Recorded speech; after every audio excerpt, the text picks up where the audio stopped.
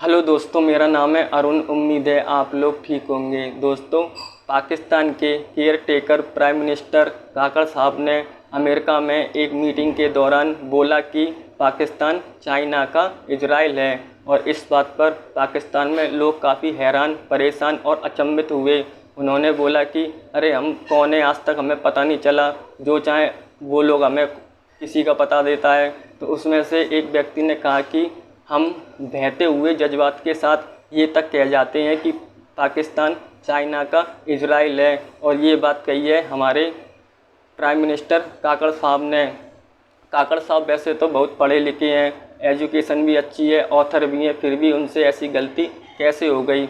और उसने कहा कि हमें इनकी फॉरेन पॉलिसी बिल्कुल पसंद नहीं है, क्योंकि काकड़ साहब ने बोला है कि पाकिस्तान क्वालिफाई करता है चाइना के लिए कंपेयर टू इजराइल।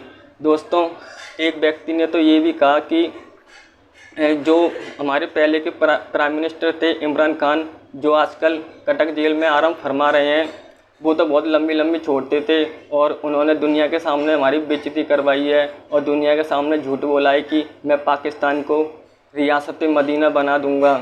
दोस्तों, इमरान खान जी का भी एक कारनामा है, वो भी ऐसे ही यूएन मीटिंग में गए थे। तो जब यूएन मीटिंग में गए थे, तो जब मीटिंग ख़त्म करके बाहर आए तो उन्होंने कहा कि मुझसे सऊदियों ने बोला है कि आप हमारी ईरान से बात करवा दें। तो इस बात पर भी लोग अचंभित हुए, और सभी लोग जो पीएम के आसपास होते हैं वो कहने लगे कि ऐसी बात तो हुई नहीं थी कहीं पर। तो सऊदियों को पता चला, फिर उन्होंने समझ लिया कि ये बात इमरान खान ने खुद बना ली है, जिससे कि सबके सामने इनकी इज्जत बने, सम्मान बढ़े। तो फिर सऊदियों ने इनको बुलाया और कहा कि देखो, आप यूएन मीटिंग में आते हो तो ज़्यादा लंबी लंबी मत छोड़ा करो, जिससे कि परेशानी होगी। और इनको थोड़ा बहुत कासूनी करी और मामले को दबा लिया। दोस्तों, और उस व्यक्ति ने कहा कि हमारे जो लीडर हैं वो अपनी मर्ज़ी से जो चाहें वो बयान देते हैं। हमारे लीडरों को ध्यान रखना चाहिए कि आप किसी मंच से दुनिया के सामने खिताब करते हैं, स्पीच देते हैं, तो आपको ध्यान रखना चाहिए कि आपको क्या बोलना है, कैसे बोलना है। अगर बोलने में गलती होती है तो आप एक स्क्रिप्ट बनाएं, स्क्रिप्ट से बोलें, स्क्रिप्टेड बातें करें। दोस्तों, आप लोगों को पता होगा कि पाकिस्तान में मोदी जी को कितना पसंद करने लगे हैं वहाँ के लोग। वहाँ की नई यूथ आजकल बहुत पसंद करने लगी है। उसकी वजह ये है कि मोदी जी किसी भी मंच पर हों, देश में हों, विदेश में हों, जब वो बोलते हैं तो उनका एक एक शब्द देश के लिए होता है, देशवासियों के लिए होता है। उनके एक एक शब्द में नेशनलिटी होती है, देशभक्ति होती है, सच्चाई होती है, ईमानदारी होती है। और वो जब विदेश जाते हैं तो उनको सुनने के लिए इंडियन डायस्पोरा तो आता ही है, और उनके साथ पूरी दुनिया के लोग भी आते हैं, क्योंकि वो मोदी के ऊपर ट्रस्ट करते हैं। मोदी जी की अप्रूवल रेट सबसे ज़्यादा हाई है, यानी मोदी जी को दुनिया में पसंद करा जाता है लीडरों के मामले में। तो मोदी जी जब दुनिया के सामने मंच से बोलते हैं कि वसुधैव कुटुंबकम, यानी एक पृथ्वी, एक परिवार, एक भविष्य, और सबका साथ सबका विकास। दोस्तों, ऐसी विचारधारा अगर किसी लीडर के मन में हो तो वो लीडर कहीं भी और कैसी भी बात कर सकता है, उससे बोलने में कोई गलती नहीं हो सकती, जैसे कि पाकिस्तान के मिनिस्टरों से बोलने में गलती हो जाती है।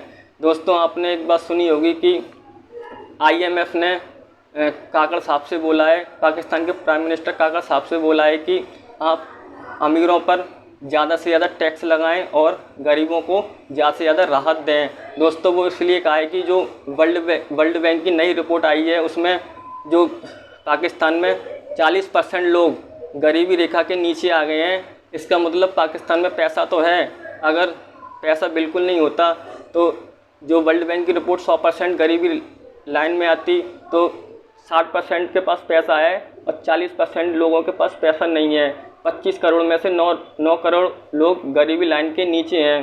दोस्तों, इसलिए IMF ने कहा है कि अगर अमीरों से पैसा निकले तो जो गरीब है वो बैलेंस हो जाए, और ये बात बहुत अच्छी भी है। दोस्तों, बाकी जो एलीट क्लास है, जैसे कि सरकारी इदारे हैं, टॉप पॉलिटिशियन हैं या आर्मी है, ये सब इनको सरकार की तरफ से बहुत छूट मिलती है और मुफ्त जैसे पेट्रोल डीजल बिजली सब कुछ मिलता है। अगर इनका वो चीज़ बंद हो जाए तो वहाँ की जो गरीब आवाम है उनको बहुत अच्छा फ़र्क पड़ेगा और सामानों पे कीमत उतर जाएगी।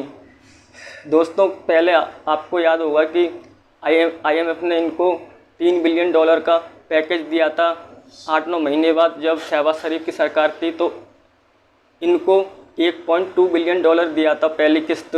तो इन्होंने उसमें से जिनों के पास बेहतरीन गाड़ी थी, कीमती, उन्हों को गाड़ी दी, जैसे कि 1 करोड़, 1.5 करोड़, 2 करोड़ तक की, और 40 करोड़ का झंडा लगाया था बाघा बॉर्डर पर, शायद आपको याद होगा। लेकिन इन्होंने गरीब की कोई मदद नहीं करी थी। इसलिए IMF ने कहा है कि आप गरीबों की मदद करें, और गरीबों की मदद होनी भी चाहिए, क्योंकि किसी भी देश पर संकट आता है तो पहले गरीब मरता है। गरीब बहुत परेशान है वहाँ का, और सरकार को उनकी मदद करनी चाहिए ज़्यादा से ज़्यादा। इस वीडियो में इतना ही।